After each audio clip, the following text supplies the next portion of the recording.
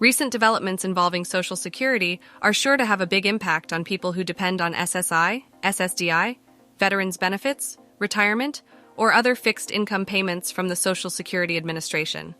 If you fit into any of these groups, you should watch this video from beginning to end, since I'll be covering all the most recent information, including the much-awaited increases in benefits that the Biden administration had promised. Let's begin by examining the headlines from a formal news release that the White House released during the last 24 hours. President Biden announces Martin O'Malley's nomination as Commissioner of the Social Security Administration. Yes, you read that correctly.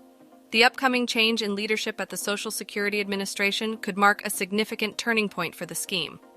The nomination of a new commissioner represents a step in the right direction, as it brings new leadership and new viewpoints to the table, with 2023 designated as the year of Social Security reform. Over the past day, a number of pieces have appeared highlighting this significant development. Biden taps former Maryland governor for Social Security commissioner, reads one of them. This decision has been greeted with hope, especially in light of the difficulty of Social Security reform and the failure of several previously proposed pieces of legislation to acquire traction. Beneficiaries are still waiting for much-needed adjustments, despite the fact that many bills have been introduced, but none have advanced significantly. The Social Security Expansion Act was one of the significant measures that caught the interest of many earlier this year.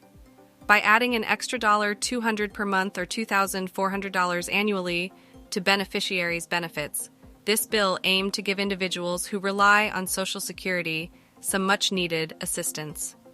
Despite the fact that it was reintroduced in Congress, little has happened, and many beneficiaries are worried about its future. The Social Security 2100 Act, presented by Representative John Larson, is a different concept that has received a lot of attention.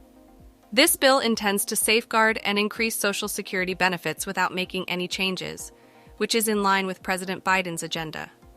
It intends to allay worries about the program's potential insolvency and preserve the system's long-term strength and stability for future generations.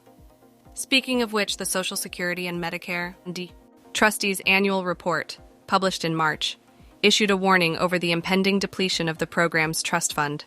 If the issue is not resolved, the fund will run out of money within the next 10 years, which will cause a 25% reduction in all participants' scheduled payouts.